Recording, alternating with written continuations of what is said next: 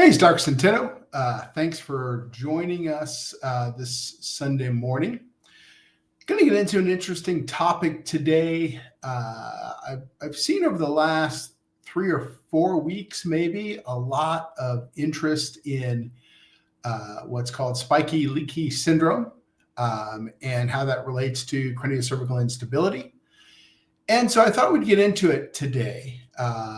We would dive into what is Spiky-Leaky Syndrome. That's just a fantastic name, right? Spiky-Leaky Syndrome. I just love the creativity in choosing that name because you can almost tell exactly what it is by just looking at the name of this thing, and big fan of really creative naming. So, but what is this? How does it relate to craniocervical instability? What should patients do if they think they have this, etc. And then we'll get into Q&A like we usually do.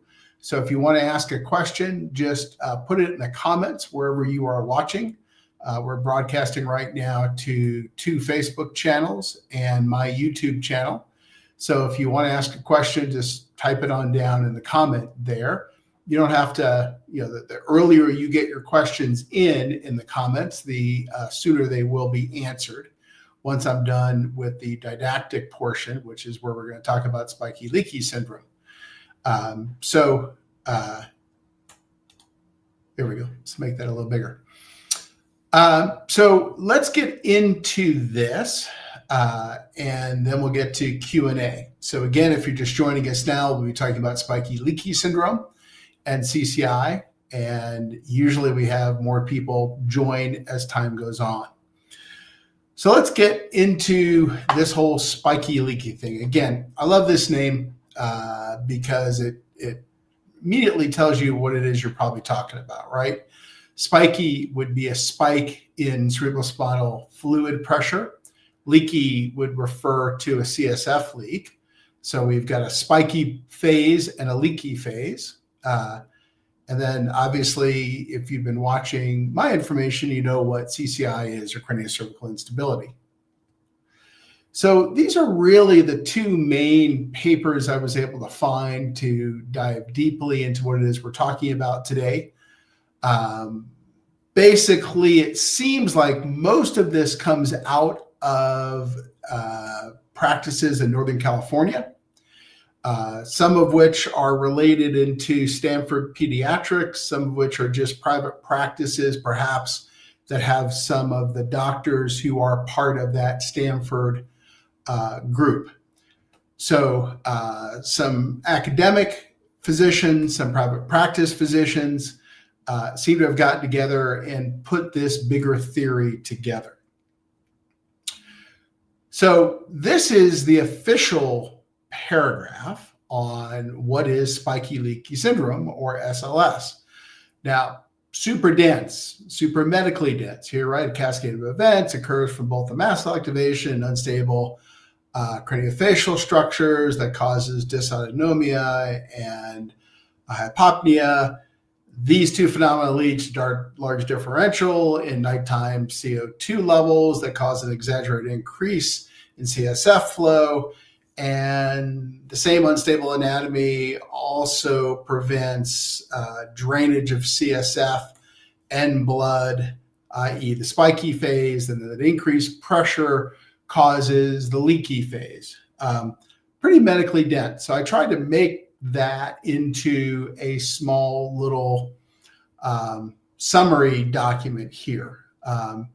So we start with a predisposition. It seems like this group is heavily into talking about the craniocervical instability component of Spiky-Leaky Syndrome, but they're also heavily into talking about the inflammatory component, which they tie to mast cell activation. But I would assume that they're tying to that whole inflammatory vertical there, right? Mast cell, MCAS, and or other things that can cause the immune system to go into overdrive. So basically you have these predispositions. they cause dysautonomia and shallow breathing, basically, because that's what that big medical word means, right? I kind of hate these medical words a little bit because they tend to put a distance between doctors and patients. And doctors love them because we all know what they mean, but the patients don't know what they mean. So it's kind of the secret coded language, which isn't really that helpful for getting people better, because the people who are sick also need to know what the heck you're talking about. So hypopnea means shallow breathing. All of that leads to higher nighttime CSF production. Interesting, because it seems like some members of the theory committee here for Spiky-Leaky syndrome are in the cardiology world. So we're seeing this now through the lens of that cardiology world, which is where we're talking about not only dysautonomia, which we see a lot in the CCI world, but the whole shallow breathing bit, and then that leading to higher CSF production at night. And then we get to something I think we've talked about many times on this channel, and we've talked about many times in general. And if you're on the Reddit sub, you see me answering questions about this all the time. And that is this intermittent blockage of outflow, usually due to IJV compression, of that whole CSF blood access that drains out of the brain, and then that causes increased CSF pressure. And then we get these small CSF leaks, which are usually not identifiable on imaging, but that the patient reports as there seems to be more stuff coming out of my nose, more stuff coming out of my ear, etc. So these hard to find CSF leaks then occur. So this is actually really, I've been a big critic of generative AI and using it for medical research. I finally found that they made some changes to ChatGPT 4.0 that are actually pretty good and are starting to become helpful for me doing expert searches in the literature. So because the spiky-leaky people talk about mast cell being related to this, I know the answer to this one because I've done this search many, many times, meaning there is no real link where mast cell disorder causes a ligament to degenerate. We don't know that at all. And this was basically from ChatGPT. It answered this question correctly. It got to talk about these insights and gaps. So very nicely done on ChatGPT. Instead, we see hypermobile patients, HEDS patients, who have a mast cell disorder, meaning that being hypermobile or having HEDS seems to predispose these patients to mast cell disorders, MCAS, etc. But a mast cell disorder doesn't cause CCI or other ligament injury. So that's the interesting thing for me about spiky-leaky, as you'll see when we kind of map out spiky-leaky, which we'll get to here in a second. This whole mast cell thing seems to factor in very heavily, but it's probably one of the more speculative components of what it is we're talking about. And then this is from one of those papers I referenced. These are the spiky-leaky symptoms. Now, wow, a lot going on here, right? A lot of these symptoms are consistent with, or signs and symptoms are consistent with what we see in CCI. Some of them are a little bit different in that we're not talking about measuring CO2 levels in general in CCI patients. Many of our CCI patients, for example, do get sleep studies. But many of these things, CSF leak symptoms, intracranial hypertension symptoms, pain caused by occipital neuralgia, fullness in the ear, tinnitus or vertigo. So as you can see here, a lot of overlap with what we would normally see in craniocervical instability, and a very large collection of symptoms that could be mapped to about 100 different medical conditions. So that's the interesting part. And then if we map all this out, we end up seeing this. And this is actually from one of those papers. So we have kind of the environmental immune system mast cell piece living over here, or MCAS piece. And then we have over here all the CCI related stuff that I have highlighted in red. And then eventually over here in this leaky phase, this environmental stuff and this CCI related stuff then leads to this leaky stuff. So super complex, right? Super complex in the description, super complex in the symptoms and signs, super complex in this diagram. So how do we make it simpler to basically understand what it is they're talking about from a visual standpoint? As you guys probably know, I'm a visual thinker. I like to draw my own diagrams if needed to help explain things to patients. So this diagram was actually in one of these papers, and it's actually beautifully drawn. So basically, vertebral artery, blood going into the brain, coming up this way. There are obviously other ways blood goes into the brain outside of the vertebral artery. And then you've got the internal jugular vein, which is draining blood from the brain. And then if you were to have intermittent compression of the internal jugular vein due to instability of C1, C2 here, then you can get increased CSF pressure. Now, I love that diagram, but I decided to draw my own to make it even simpler, because if you've never really seen much about this whole C1, C2 instability thing leading to intermittent IJV compression, you may be pretty confused by this really beautifully drawn diagram. So here's my much, much simpler version of Spiky-Leaky syndrome. So we have arterial blood going into the brain. That gets created into cerebrospinal fluid. I've got spinous fluid, sorry about that. It's CSF, spinal fluid. And that circulates around the brain. So we have here normal CSF creation. And then over here, we've got the venous blood eventually coming out of the brain. We also have CSF that comes out of the brain and goes into the spinal canal, but pretty simple model here. And then we've got transverse process of C1 sitting over here. Now, when that transverse process of C1, due to craniocervical instability, or atlantoaxial instability more accurately, puts some pressure on that internal jugular vein, or the main venous outflow, we get increased CSF pressure up here. And then eventually that increased CSF pressure in areas of weakness in the dura ends up causing these small leaks.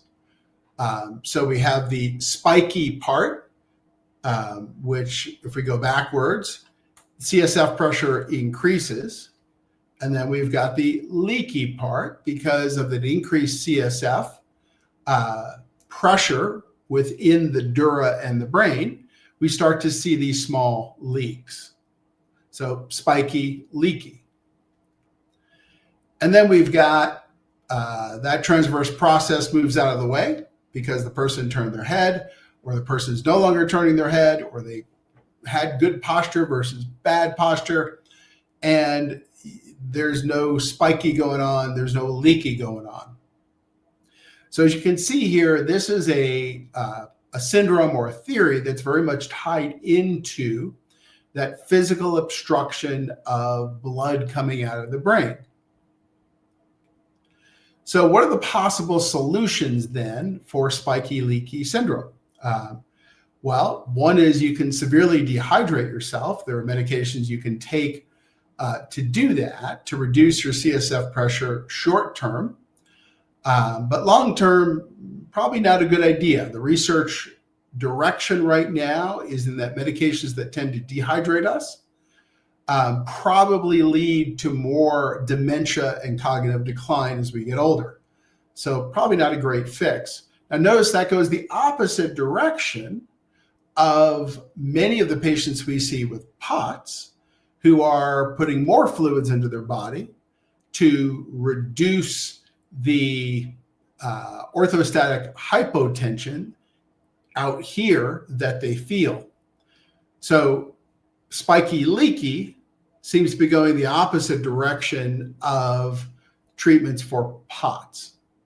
Now, we could also go and do number 2, right? We could put in a VP shunt that would take CSF out of the brain, throw it into the stomach area called the peritoneum. But that's a big invasive surgery. It's prone to clogs and clots, infection, etc. You could have someone cut the styloid if it's elongated, or take the ligament out if it's not, and shave down the transverse process of C1 to reduce that intermittent compression. But that's super invasive, and it also increases CCI overall because you're reducing anterior stabilization. So that's only going to make things worse in the long run. Probably not a great solution here. And then you could also stop or reduce the likelihood of C1 hitting into the IJV. Now, if you are a big believer in the portion of spiky-leaky that has to do with its interface in the immune system, then you could also treat that component as well, but you got to treat that component while you're treating this component.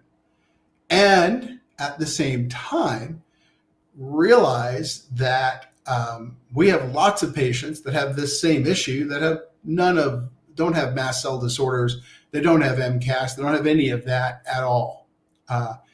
In fact, they just have a traumatic issue that's causing this.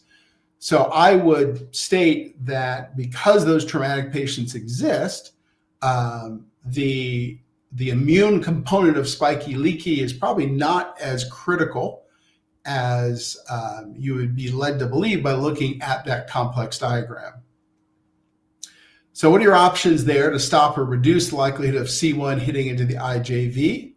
One would be a surgical fusion of C1, C2. Obviously, that's invasive, high risk, and it's definitely going to lead to adjacent segment disease because 50% of your head rotation comes from C1, C2. So if we make it not move, we're eventually going to wear out the joint below C2, 3 and the joint above 0, 1. And then you could also get a real EPICL procedure, not a faked procedure done in Europe, i.e. not a fake procedure, but a real one done at Centeno-Schultz, where you tighten the internal ligaments, allowing the motion and help the symptom generators that cause CCI symptoms. So that would include the nerves and joints in the upper neck that are getting beat up. Obviously, it's much, much less invasive than surgery, far fewer side effects based on what we've seen. And if that doesn't work, you still have to get the fusion. Now, this is a huge question for many of my patients, because many of my patients that seem to be very focused on CSF leaks are also now starting to talk about spiky-leaky syndrome. The biggest problem with CSF leaks is it's a little bit like chasing a ghost, meaning that they're very, very hard to image. In fact, most of them probably don't show up on any kind of imaging you could do. And even the ones we can kind of find on imaging, where the patient's told that we think we saw the leak on a specialized MRI, are really smudgeograms from the physician's perspective, meaning that the physician's confidence that that's a leak is relatively moderate. So it may or may not be a leak. We saw some increased T2 signal in this area. It shouldn't be there, so we think that's a leak. Now, patients will take that as, aha, they found the leak. No, if you really talk to the doc, he'll tell you, we think there's a leak there, but we're not 100% sure. And if you can find them, what are you going to do about that leak, right? If its cause is increased CSF pressure, then even if you were to fix that leak, you're going to have to go back and fix it again or fix it someplace else. If you don't fix the cause of the leak, which is the increased CSF pressure due to intermittent compression of the internal jugular vein because of CCI. So again, fix the CCI, no more intermittent compression of the IJV, no more increased CSF pressure, no more leak. And again, surgery, therefore, to fix these leaks is only going to really be reasonable if they persist once the cause, which is the CCI, is corrected. Now, listen, there may be some patients whose leak is significant enough where they have to get leak surgery first, because one of the things in medicine is that there's always an exception. There's always a rule and there's always an exception. So there may be exceptional patients that need to go about this differently. So in conclusion, spiky-leaky syndrome is a theory that seems to make sense in light of what we know about craniocervical instability. Treatment is to get rid of the causes that can be easily treated. The least invasive way to do that is going to be that EPICL procedure. Again, the real one, not the fake one. And you can always get surgery on CSF leaks if they can be found, if they don't resolve once the cause is corrected. So that's my take on spiky-leaky syndrome. Again, I love that name, spiky-leaky, because it tells you what's wrong, and it's also got a little bit of humor to it, which I really like in medicine. So hopefully that helps to explain what this is. Now we'll start taking some questions here and see what we can do. Let's get rid of that. And we'll go to that. Okay. One, I often get pain from static posture, sometimes burning in the neck, and sometimes it feels like my neck and head are locking up. Could it be CCI? Is there anything you can explain? Yeah, so anytime you have locking in a joint, you certainly want to put instability on that differential, whether it's in your knee, your ankle, or in your upper neck. So if you feel like the locking is happening at C1, C2 in the upper neck, because remember, that's 50% of your neck rotation at that one joint, then by all means, you may well have craniocervical instability, but that's got to get worked up, right? At the end of the day, you've got to go and do the movement-based imaging, see a CCI expert, and that's going to be hard to do, regrettably, because they are very, very few and far between out there. That doesn't mean go see the neurologist that's in your town. That doesn't mean go and see the neurosurgeon in your town. CCI is going to go over their head, and that's not going to be a good use of your time, in my experience. Hey guys, before I answer more questions, do me a favor, give me a like here. You're commenting already, subscribe, etc. Because again, other patients who are interested in this topic of CSF leaks, spiky-leaky syndrome, the only way they're going to find this information without you pointing them to it is by liking this content so that they can find it in the algorithm, so it shows up. So thank you for doing that. Amanda, can being a lifelong stomach sleeper be enough to cause upper cervical misalignment or CCI that would lead to a head tilt to one side? Unlikely, Amanda. I don't think that that's very feasible. Listen, I think there is a small patient subpopulation that, because of lifelong postural issues, they get enough beat up in the upper cervical spine where they move into enough motion to be considered craniocervical instability, or they've got craniocervical syndrome with a little bit of instability.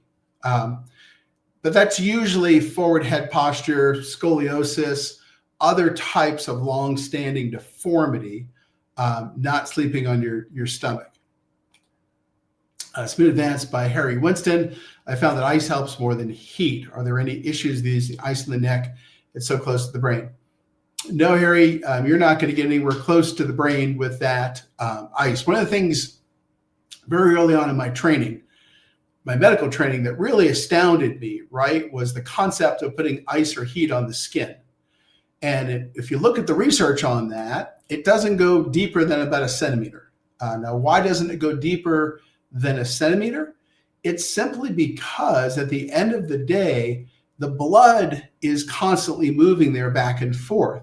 So whatever heat you're applying to the system or whatever cold you're applying to the system is washed out by that blood going back, forth, back, forth, back, forth.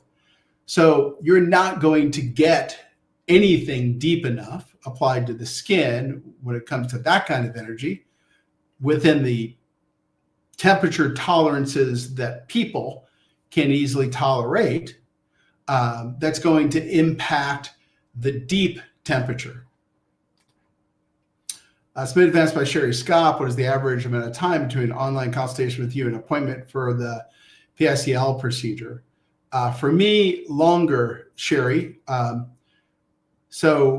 me, I think I'm booking out in December. Well, actually, it's not true. Two different things we're talking about here. One would be a telemedicine. So let's talk about the telemedicine process. So we pre-screen, or I pre-screen personally, all of the different telemedicine requests. What am I doing by pre-screening those? I do that probably twice a week. I am trying to make sure that that patient actually has a good experience during their telemedicine. So for example, if a patient doesn't have enough information for us to make a conclusion about what to do with them, or if it looks like it's unlikely that they have craniocervical instability based on the submitted information, I don't want someone to waste $275 or something like that for a telemedicine consult, and that patient to be upset. So I pre-screen those. Now, once you get past that pre-screen, there's now two different pathways that you can take. One would be to get on my schedule, which is going to be that it's highly likely that that person needs the EPICL procedure. The other is that you would be seen by one of the doctors in our CCI practice, Dr. Schultz, Pitts, Merkel, and you may not have to have everything. You could be put, for example, into a flex slot. So it looks like, based on your information, that you have craniocervical instability or craniocervical syndrome. But let's say you need a DMX. You can get a DMX when you come out here. That's called a flex slot. That allows that doctor to do whatever it is you need based on the outcome of that imaging. And the flex slots are right now. So as far as getting the telemedicine, for me, it might be a month or two. Getting in for a procedure for me is much harder. That's going to be in December. Getting into both of those with the CCI practice would be much easier. Usually a couple of weeks, maybe a month, 6 weeks, that kind of thing. So hopefully that answers that question of how soon those things occur. Now, my schedule as I go through the winter will start to free up a little bit because my schedule gets pushed out by the fact that I take 2 sabbaticals, 6 weeks at the beginning of summer, 6 weeks at the end of summer, early fall. So that's what's causing the problem in my schedule right now. Charlotte, thank you for spreading so much brilliant medical information and knowledge about these topics. You should really come to Europe and start lecturing about this. Well, thank you, Charlotte. Good to see you. I hope you're doing well. I'm in Europe 3 months a year. So if someone wants me to lecture about this stuff in Europe, just let me know. But I'm in Europe 3 months a year right now. So we'll be heading back to right outside of Palermo, and then heading over to across the Adriatic to the Montenegro, Croatia side, Albania, Montenegro, Croatia in the fall. Casey, why should my doctor use a Regenix system instead of another PRP system? Aren't any other centrifuges close to that? So Casey, right now, Regenix has the highest, or that Regenix PRP kit, I think, is what you're talking about, has the highest platelet recovery at around 85% or so. That's better than the predicate, which was the best one prior to that at around 70%. But listen, 70% is a high platelet recovery. And there may be some system that comes out that gets more than 85%. Really, the focus of what I discuss with patients is you want your doctor to use a high quality PRP kit so they can get to higher doses of platelets and do things like make the choice, am I going to treat this person with leukocyte-rich or leukocyte-poor PRP? Regenexx is the only game in town on that by a long stretch. There are several good kits out there that can produce high quality stuff. Regenexx is currently best in class. Who knows how long that's going to last? But the end of the day is between, for instance, between the highest 3 or 4 kits in there, there's probably not a huge difference. But what you should be looking for as a patient is, for instance, if you go in to get your knee injected or your neck injected and they're drawing 4 tubes of blood, you're getting ripped off. Whatever it is you're going to get re-injected in you is going to be very, very low dose. If they take a bag of blood for that, or half a bag of blood, or at least a large amount of blood, really shouldn't be using tubes because it's a lot of tubes, but they can use tubes if they needed to. So those little tubes are 8 mL. So let's say they're taking 10 of those. Now we're talking about the amount of blood that would be required to get to high concentration. John, how soon after PICL can you begin curve correction with Dr. Katz? John, that is explained in the rehab plan that I have. So if you go to my YouTube channel and if you just look up CCI rehab, that will come up. And it's usually when you passed a towel test. And a towel test is when you take a towel and you roll it up a little bit. You can experiment with big towel, small towel. I'm talking about a hand towel.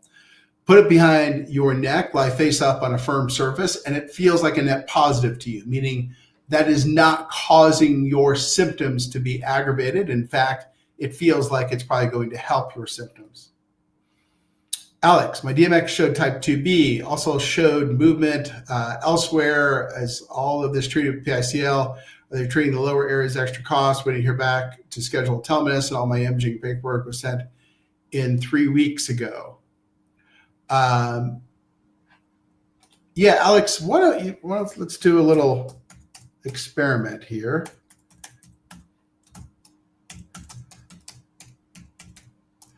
I'm going to put, Alex, my email address in the comments here. So wherever you are, you should see my email address that goes directly to my desk. So once you send me an email, I want to know exactly when you submitted that information, because that one should have been approved within about, let's say, a week, meaning from the time that I looked at it to the time that you were informed that you were greenlit for a telemedicine. That should have occurred within about 7 days max.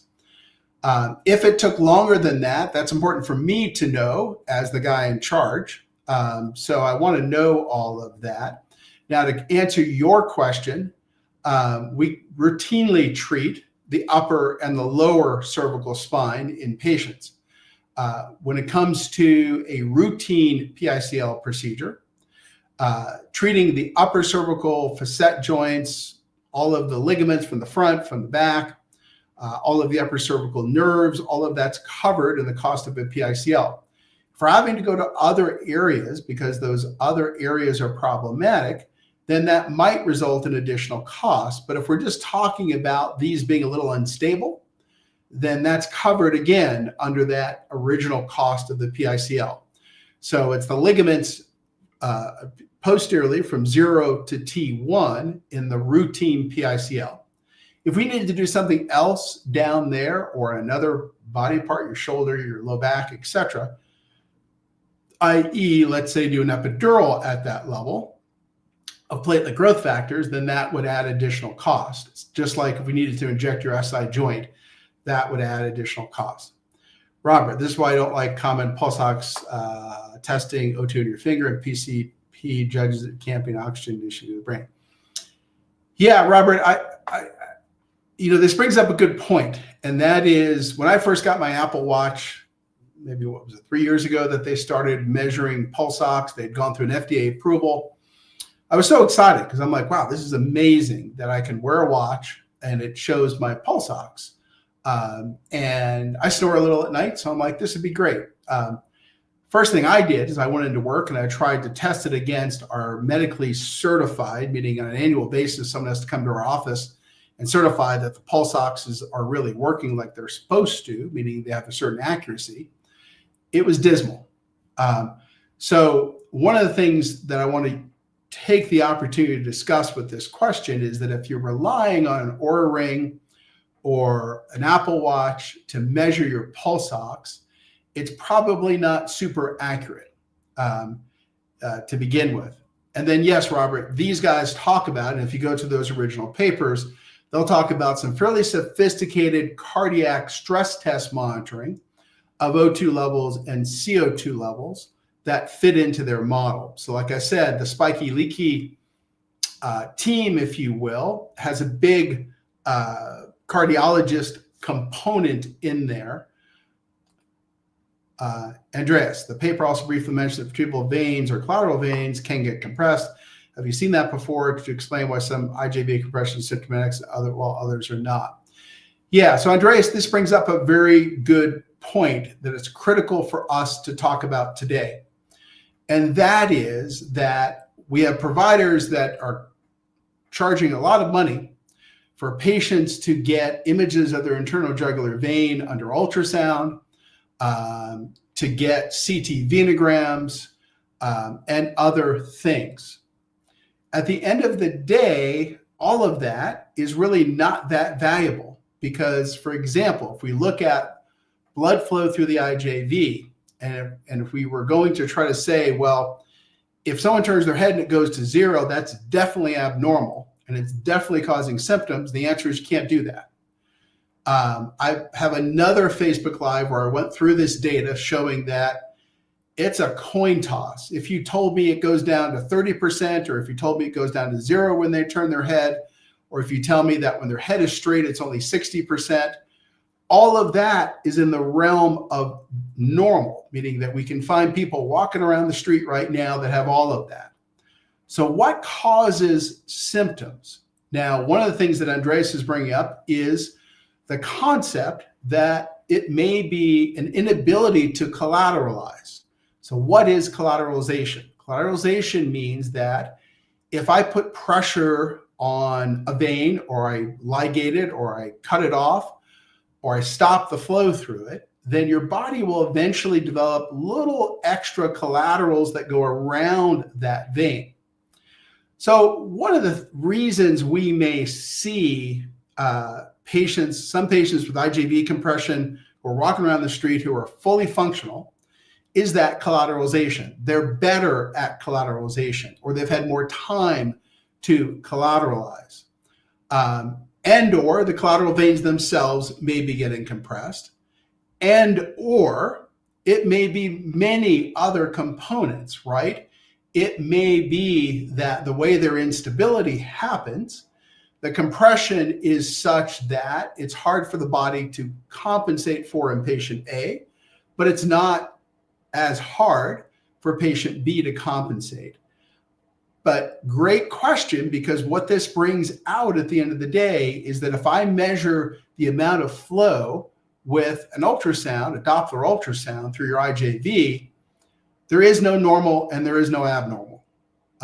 Again, let me explain that. If you pay someone, I don't know what it is, let's say it's $600 to measure your IJV flow when you turn your head or look straight, we have no data to benchmark that against. If it goes to 0 when you turn your head, there are people walking around out there with no symptoms where it goes to 0 if they turn their head. We know that based on what's been published. So please don't waste your money on someone sticking an ultrasound probe here and measuring your IJV flow, because it's immaterial. We will assume that your IJV is getting cut off intermittently if you've got C1, C2 instability, and the treatment is still the same. Try to fix the C1, C2 instability. Thank you for that question. Alex, also, I'm a heavy equipment operator, still work every day, but getting harder. At PICL, would I have to take time off that during healing as I bounce and twist a lot throughout the day? Yeah, Alex, it's a good question. Normally, we want patients to go back to what they normally can do, because patients are very good about creating a box in their world, a functional box, and then staying within the box, right? They figure out, if I go outside the box in this direction, let's say it's turning my head too far that way and looking down, then I'll get symptoms. So I don't turn my head that way and look down anymore, or I try to limit it as much as possible. So if you can manage your symptoms currently while doing what you're doing, then you can go back to it. But if you believe that your work as a heavy equipment operator is one of the things that's actually causing your symptoms on an ongoing basis, then you may need to take some time off. But it's more about what's causing your symptoms and what's aggravating your symptoms than anything else. Jennifer, thank you so much for all your work to help all of us that deal with this on a day-by-day basis. Well, thank you, Jennifer, for those kind words. Yes, this goes beyond, for me, just a job. I am out there as much as I'm out there answering questions on Reddit, answering questions on my Facebook Lives, texting my patients, emailing my patients, etc., because at some point this becomes more of a calling than a job, and you see the suffering that this problem can cause, and it's immense, right? We've got, now, thankfully, I've got people who can still function with this, but a lot of people can't, and a lot of people are in bed and can do nothing. So if I can bend the curve on that, obviously one way to bend the curve on that is to treat those patients. But if I can't treat them, at least hopefully I'm giving them enough information where they can try to find the right answers and get out of that hole. HFB, can a 1 millimeter overhang cause a bobblehead feeling? No, 1 millimeter overhang would be normal, but what is usually causing bobblehead feelings in most patients is going to be when you have atrophy of the upper neck stabilizing muscles. So if you look up the suboccipital muscles and do a Google search on that, you'll see these beautiful muscles. They're very short. They go from C1 to C2 up to the skull. They're in all sorts of different directions. And you can see their job is to stabilize this bowling ball sitting on the top of a broomstick. Once those muscles get atrophied and the stabilizing muscles below them at C2-3, then you start to get that bobblehead feeling. Now, what causes the atrophy? No one's 100% sure, but it's probably related to irritation of the nerves that supply those muscles. It's probably related to pain coming from the joints. And if the muscles get used, it causes more joint pain. So your body shuts them down, takes them offline, etc. Candace, how long do you tell people with CCI, 2A, 2B, 3A, 3B, translational BIF7, drug compression, elongated stylers, etc., wait for surgery when having PICLs? Also, when you have all these different things going on, how do you know which one to treat first? I had my first PICL 6 weeks ago and prepared to do a second. I have so much pain pressure in my head. I'm miserable 80% of the time. Also at AO, I'm holding my adjustment since my PICL. Yeah, Candace, so what I usually tell patients is that this process on the EPICL side is not that fast for most people. The only time it's fast is when we catch people early. And if we catch someone within that first 12 to 18 months, it's usually a one and done. In your case, you're probably in that 2 to 4 range, right? That's 2 to 4 procedures every 3 to 4 months. So how long should you give it? Well, for the first procedure, you're still only about halfway there, right? We often tell patients we don't even look till someone gets to about 3 to 4 months, at least 3 months, to see if we've made a big difference. And already it sounds like maybe we've made some difference because you're starting to hold your AO adjustment. Then we get to, okay, well, let's say that the first one, I had a little bit of relief, but I'm not sure. Then based on our current experience, which is different than our experience 3 or 4 years ago, we will tell you to do a second procedure. So you might be 8 months in before we know with high confidence that you're in that 70% that can avoid an upper neck fusion, or if you're in that 20 or 30% who can't avoid an upper neck fusion. So that's about the amount of time it would take. Now, for some patients, we've pushed it a little faster, right? They have personal circumstances that they can't control. So we've allowed them, let's say, to book 2 of these every 3 months. And that person is very robust. They can handle very easily 2 of these procedures, one after the next without any problem. So that's another way to try to speed things up, in which case it would be not 8 months or 9 months before you figured that out, but it would be more 6 months. Jennifer, I still have a pseudomeningeal over 2 years later after my second Chiari surgery. Could you talk about what you know about pseudomeningeals? Yeah, Jennifer, I think better to talk about something I think that will help a lot of Chiari patients who may be watching, right?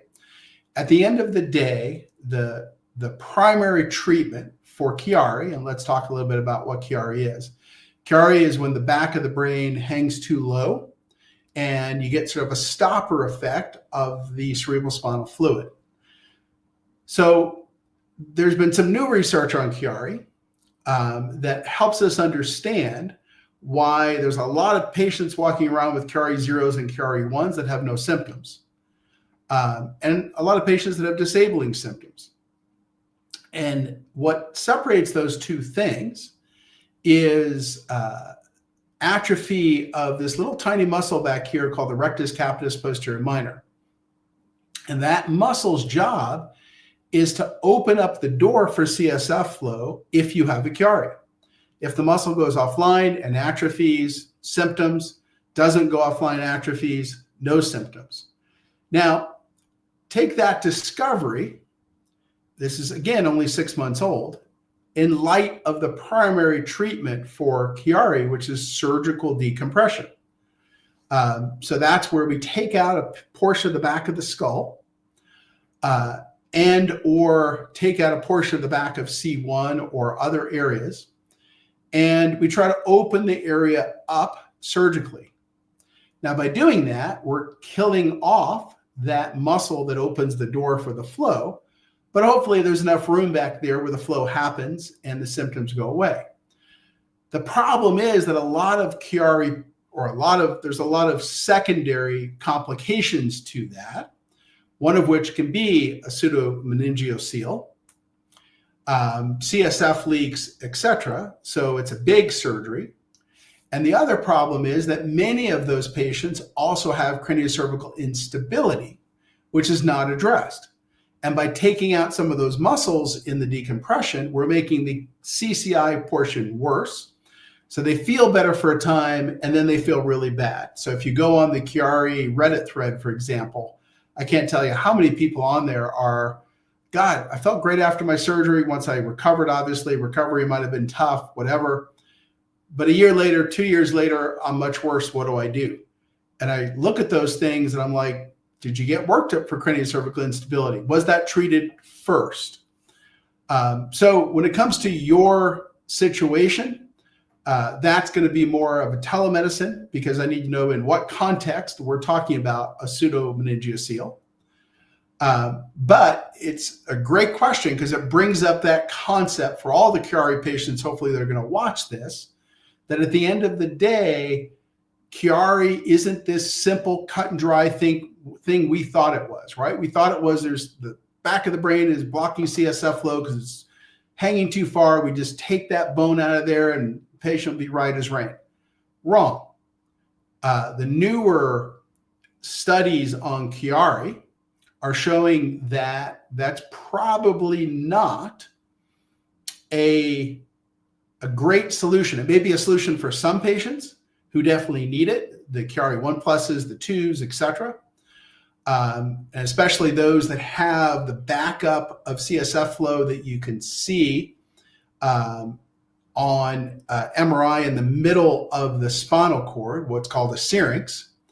But for most KRI patients, we probably need a different model for treatment.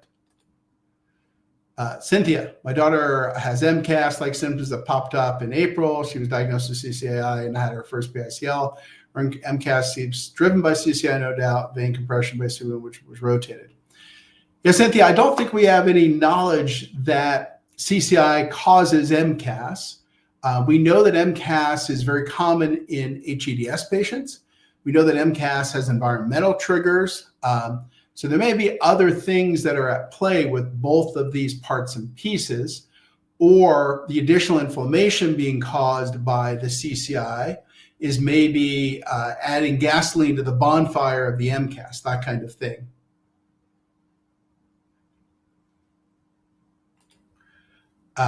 Do the upper neck joints have synovial linings? Yeah, they're joints just like any other joint, right? They're not that much different than your finger joints at the end of the day. The biggest difference, though, is that they are in places where they can piss important things off, right? If you get arthritis in your finger joints, yeah, that feels stiff. You might get pain, but you're not going to get dysautonomia. You're not going to piss off the C2 dorsal root ganglion and get a headache from that. That's the difference with these upper neck joints, is that when they get involved or they are unstable, they are very close to lots of nerves and other things that can cause lots of other symptoms and wreak havoc on the system. Casey, other than failure of the vagus nerve to serve as a check to the immune system, or the reason for MCAS are there with CCI? Yeah, there isn't, as far as I know. So I think what Casey is bringing up here is that the vagus nerve can get irritated, and the vagus nerve has a link into the spleen where immune cells are produced. What we really don't know yet is, can irritation of the vagus nerve cause things like MCAS? We do know, for example, I'll tell you kind of what's a little bit more concrete. For example, one of the big stimulator companies, and these are implantable stimulators, had a trial where they were trying to do vagus nerve stimulation to treat rheumatoid arthritis. The trial failed. I don't know the status of this anymore, but I read 2 or 3 years ago the trial failed. So they weren't able to use vagal nerve stimulation to treat rheumatoid arthritis. Now, could there be other connections that we find here that become more robust as time goes on? Certainly. It could be that next year a very nice study comes out showing that if you piss off someone's vagus nerve, they get MCAS. But we don't have that solid data right now. What injection series in the EPICL do you need to correct CSF flow issue, occipital nerves and muscles? Obviously, ligament injections have to be included. Yeah, so just as we were talking about here, Cynthia, there's going to be 2 components there, right? One would be the concept of the internal jugular vein intermittent compression. So that's going to be reduced once the instability is reduced. The other would be exactly what you're talking about here, which is the occipital nerve irritation that then causes the rectus capitis posterior minor to go offline. And that is now routinely treated in all EPICL procedures. So the occipital nerve is routinely getting treated ever since that study came out 6 months ago. That was added to the EPICL protocol. Jennifer, why are so many doctors against upright MRIs? I've never had one, even though I am complex. Isn't the best way to find CCI or the positional dynamic supine? I don't know that they're against them as much as they may not know about them. Maybe they haven't been exposed to them. Maybe they're harder to find. There's fewer of them. We also need to realize that many of our doctors now live within healthcare systems, right? They're not like the doctors of 20 years ago. Most doctors 20 years ago had their own private practice. They may have had a relationship with the hospital because they were on staff, but they didn't care if an MRI went to the hospital or down the street to some independent center. It just wasn't connected to them. Now, many doctors are employed by systems that might have an upright MRI or not. So just realize that, part of it may be, I've never been exposed to upright MRI. I don't even understand what that is or why it's better. Part of that could be that there isn't an upright MRI inside the system of which I'm employed. And if I don't send my MRIs inside my system, some MBA healthcare executive is going to give me a hard time at the monthly meeting. So just realize that there may be lots of things going on there. Jennifer, apologize, there's so many questions. Sure. Brittany, when, if ever, is styloidectomy appropriate for IJV compression of patients with CCI connective tissue disorders? Is taking blood thinners diagnostic or possible long-term solution? Not a long-term solution. Brittany, the only reason to take blood thinners would be if there was some thought that there might be some blood clotting, meaning blood thinners don't thin the blood to the extent that they cause more blood to flow. They just prevent clots from forming. So when it comes to styloidectomy, again, the focus should always be, if there's craniocervical instability and IJV compression is suspected, treat the craniocervical instability. That's the cause. Now, if that doesn't fix it, then by all means, you can always get the IJV decompressed surgically. But if you do it the other way around, you cause more instability, and at some point you're going to have to fix the instability you cause, right? You start out with instability in the way of CCI, then by cutting that styloid process or the ligament that attaches to it, you're causing more instability. So again, it's just a sequencing issue more than anything else. John, can atrophy of the occipital muscles in an HEDS patient lead to CCI over time? If so, will the posterior ligaments get beat up? Yeah, it's a good question, John. I don't know that we have the answer to that. Realize that instability comes in two flavors, right? And has two components. We've got the ligament portion of instability that holds the joint together at its end range of motion. And then we've got the muscular component of instability that stabilizes the joint in the mid-range. So at the end of the day, if you take away the muscular instability, you're going to have a more unstable joint. Over time, could that lead to ligamentous laxity? Probably. Is it enough to cause a lot of CCI that's out there? Probably not. But those are the kinds of things you want to think about when you're thinking about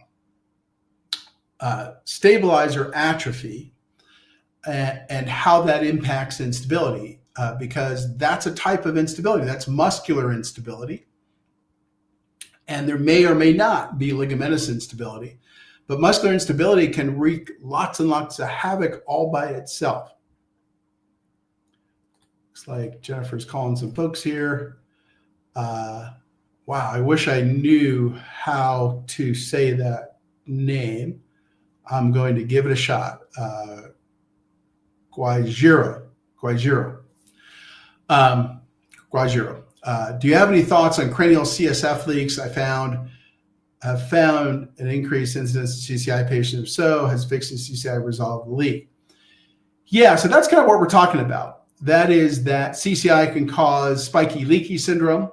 So you've got to fix the CCI if you're going to try to get rid of these CSF leaks. Now that's different than a CSF leak that's very, very obvious that was caused by some sort of trauma, or you've got an HEDS patient who's got a thoracic CSF leak that you can easily see on imaging.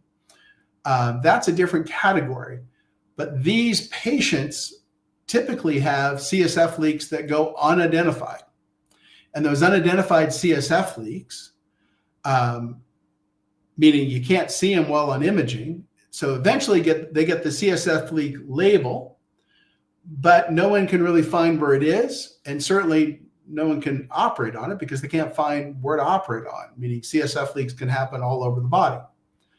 Well, all over the neuraxis. So at the end of the day, yes, there's a relationship between the two, and fixing the CCI can fix those sort of spiky leaky type leaks. And if that doesn't work, you can always get the CSF leak treated surgically. But again, least invasive first, which would be something like an EPICL, most invasive second, which would be a neurosurgical duroplasty. Brittany, how would you say MCAS would affect treatment plan for CCI and IGV compression? It doesn't. Yeah, it really doesn't, other than with those patients.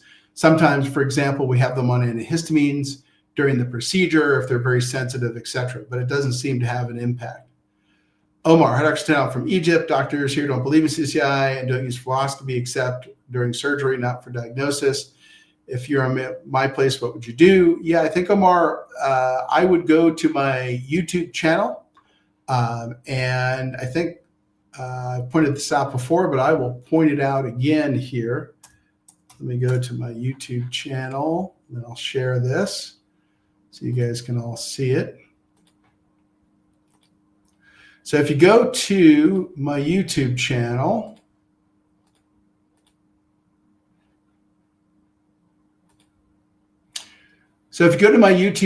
what you will see as you scroll down, well, actually, I'll tell you what, go to videos. It's not on the homepage. Go to videos, and then as you scroll down, you will get to this one right here. So it says how to use X-ray DDR for CCI diagnosis. And the title that's listed in YouTube is Replacing DMX, How to Use X-ray DDR to Diagnose CCI. So that's the video you want. You basically then show that video to the imaging center, and you have them replicate the protocol that's in there. So that can get you a DMX-like image. And we've had lots of patients at this point, I think now approaching 24, who've been successful in getting a DMX-like image and diagnosis or rule out from that video. So that's what I would suggest you do, is go to that video and use it in that way. Amanda, do you know what would be the cause of body swaying in a circular motion? Staying still is the worst thing, sitting down. It's not a perceived motion. People actually see my body moving in a circular motion like I have no control. ENT ruled out my ears, but scheduled for a VNG just in case. Yeah, so you should get a VNG, but usually it's a proprioceptive problem caused by issues in the upper neck, and you fix it by treating the upper neck. I mean, it's pretty simple. So if there's CCI in the upper neck, you treat the CCI. If instead there is just irritation of the upper neck joints, then you inject those upper neck joints with PRP. So it's a very simple problem to fix usually, because usually it's coming from the upper neck. Now get the VNG, make sure there's nothing being missed as well. Happy to help, Brittany. John, have you seen extremely mild overhangs, one, improve after posterior treatments, not outside clinics, but in your patients? You know, John, we wouldn't track an overhang of 1 millimeter with another image. So that's one that probably is an instance that's just never going to come up, right? We're not going to be doing that. So we've got a lot of people on still, 47 right now or 50. So do me a favor, if you like the content, like the fact that I do this answering questions, like this video, subscribe, etc., because that's how we get this out to more patients. That's how more patients can find out about Spiky-Leaky Syndrome, find out about CCI, find out about having the ability to get their questions answered. Alex, are telemedicines only done by you? No. Yeah, so Alex, I think I put my, here we go. There's my email address. So that's too long a time period, meaning 3 weeks from the time you submit it. It should be about a week because I have got to, ISIS has to pull it together. I've got to look at it. So I wanted you to send me an email at this email address so that I can find out exactly what occurred there, because that's too long, 3 weeks. No, the telemedicines can be done myself or anyone in our CCI practice within the clinic. But I do want to, as the business owner and chief cook and bottle washer, to see what went on specifically with that telemedicine request. Brittany, there are some folks like me who never had traumas. MCAS inflammation triggers more weight, like a false start after long COVID, but no trauma. Yeah, we don't have any information right now, Brittany, that ties long COVID to CCI or anything like that. Who knows? Maybe 6 months from now, a great paper will be published that tie those two things together. Maybe there's another cause in the past. I don't know. Doctor, could you use morioate sodium injections be more effective for ligament regeneration than dextrose? We don't use a lot of morioate sodium just because it's not necessary. Morioate sodium, just so the patients know, is a injectate that's commonly used to treat varicose veins, and it basically just collapses the vein, and it's so hypertonic it kills the vein. So just not needed, especially not today. So if you want to try dextrose, that's great. It's inexpensive. It's very effective for prolotherapy. If that doesn't work, PRP can be more effective. If that doesn't work, then bone marrow can be used. So right now, I would say there's not a lot of reason to use morioate sodium. That's kind of an old school concept. Christine, had EPICL with you on Monday. It was smooth and easy. Everyone in the office was amazing. The process was easier than I anticipated. Now looking forward to healing. Thank you. Well, thank you, Christine, for saying that. We have a fantastic team in the office. I get these compliments about our team in the office all the time. So patients feel well cared for, they feel listened to. And so thank you for bringing that out. We have a great team in the office, and they will love to hear that feedback. Brittany, if someone already has DMX, it's worthwhile to get upright MRI at 7.2. Brittany, if the DMX qualifies you for CCI, then I would usually say no. Now, if resources are not an issue and you want to get more information, then I will never turn down more information. So if you want to get an upright MRI that can give us a little bit more information, I'll definitely take it. But if you're in a situation where I can either pay the rent next week or get an upright MRI, I'd say no. Peter, doctor, how can I help myself? I've been diagnosed with synovial plica and lateral patellar compression. Surgery just releasing the lateral structure's knee. Yeah, I've often called a plica a Bigfoot diagnosis. In the US, we have this thing called Bigfoot. Looks kind of like a large 12-foot ape. No one's sure if it actually exists. Same thing with the synovial plica. The answer is, what's causing your lateral patellar compression to happen? That's what needs to be fixed. And lateral release is usually not done here in the US anymore because it doesn't work well. And it destabilizes the patella. So get a PRP injection in your knee and figure to calm it down, and then give you some regenerative ability, but then figure out what's causing the lateral compression and skip the surgical release. Are minimally invasive laminectomies more common than open surgery? I don't think so, but I don't know. I mean, here's the problem with minimally invasive as a term in spine surgery. It's really overused quite a bit, right? We started out with a big open surgery, and then the surgery got a little bit better, but it's still a big surgery, and a lot of people call that minimally invasive. And then there's true endoscopic minimally invasive surgery. So in my mind, minimally invasive means they're using a scope going through a very, very, very small hole, and not that they're doing a smaller version of a bigger surgery. Okay, and I am now at about an hour and 10 minutes, and I'm going to just take some selected questions here because we've got more questions coming in than I know what to do with here.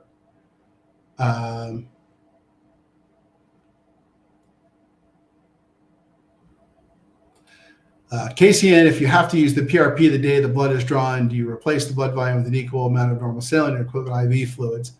No real reason to do that unless that particular person has a particular problem with blood volume.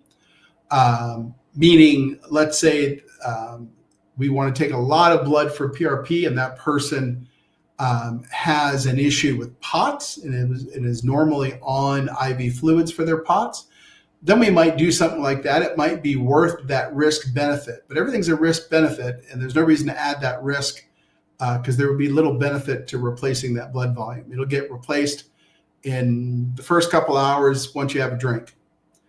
Lindsay, I had my first EPICL in March. I've noticed a huge reduction of intracranial pressure headaches that I used to have. It was 4 per month. Now it's maybe 1. Well, thank you, Lindsay. Thank you for reporting that. Thank you for sharing that here today. Yes, we see a lot of patients, and we're talking about spiky-leaky syndrome today. Again, the spiky part is caused by that intermittent IJV compression. The way to treat that is to treat the instability. So thank you, Lindsay, for piping in here. Snowmass, like your old videos, you look so healthy and fit. How do you do much regenerative treatments? Yeah, so I try to stay very, very active. And yes, I am there used to be that one ad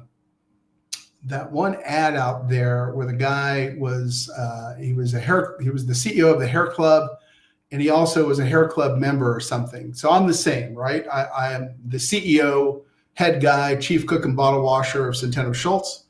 I'm medical director for Regenix, which has about 130, 140 US sites right now. And that's the company I founded. So I also use regenerative medicine and get it done on myself. So for instance, maybe twice a year, I'll get my knees injected with PRP. Once every year or two, I'll have them do my neck. Maybe once or twice a year, I'll have them do my low back because I broke some bones as a resident in a car crash that I was in. And then I'll have, little touch-up spots treated here and there. Sometimes my shoulder, because it's a bit unstable from an old car crash, that same one, oh, no, actually a different one. That one was a motorcycle accident, and other things, big toe, joint, etc. So I think what you're bringing up is important, and that is if you want to stay active as you get older, the biggest thing that tends to prevent it is these small little injuries we all get that become compounded as we age and as we try to stay active. So I definitely partake in all of this regenerative medicine stuff for myself. And in fact,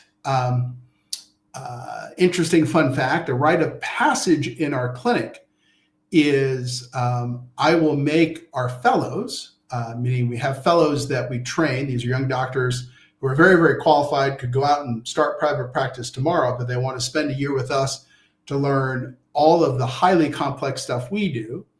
But I make them treat me. So they all have to treat me at one point before they leave and graduate fellowship. And that means I'm putting my body on the line, on the table, letting them inject my body parts because I believe in the training we gave them. And at the same time, it's also a good rite of passage for them, right? They're injecting the boss. So they're a little bit nervous, but it's important because you're going to have that situation as a doctor where you have to do something and you might be very nervous about it, and you've got to push through your own anxiety and focus in on what it is you're doing. So it's a good final exam test. Casey, with medication sensitivities that HCD patients have, do you modify the anesthetic agents? No, it hasn't been an issue at all.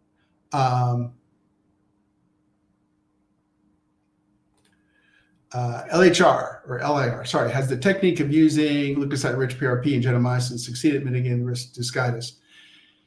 Yeah, it's a good question. I don't know that anyone can answer that question. This was a concept that started by Greg Lutz. Greg is no longer with us, regrettably. He died of some very aggressive cancer not too long ago. But Greg was a real pioneer in using high-dose PRP intradiscal inside of discs, which can be very effective. He used leukocyte-rich, and we did a study with Greg, and Greg did several, but we participated in one of those where we looked at various antibiotics and PRP types that would reduce the risk of discitis, which can be a problem when you're injecting discs with anything. And it was leukocyte-rich PRP plus gentamicin. So whether or not that's actually bent the curve I don't think I've seen anyone publish on yet, but we've been using that protocol ever since we did that research with Greg maybe 5-6 years ago, something like that. Sheila, if 2 PICLs and expert AO have no effect, does it make sense to treat the IJV compression? If there is a high index of suspicion that the IJV compression is causing symptoms, then yes. But again, realize that if the index of suspicion is that the instability is causing the problem, which is leading to IJV compression, which is causing some symptoms, then what may be recommended is to get the fusion rather than treat the IJV compression. Okay, I think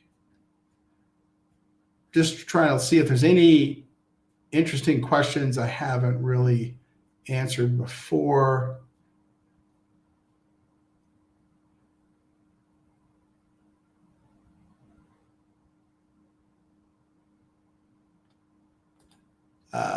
Greg, coming in October to see you, had an upright MRI here. Don't believe they did the flexion extension correctly after watching the videos. I was told I would come up a few days before for DMX. I think what Greg is asking here, so he's coming a couple days before to get a DMX. Maybe he's asking, should he redo the upright MRI with flexion extension?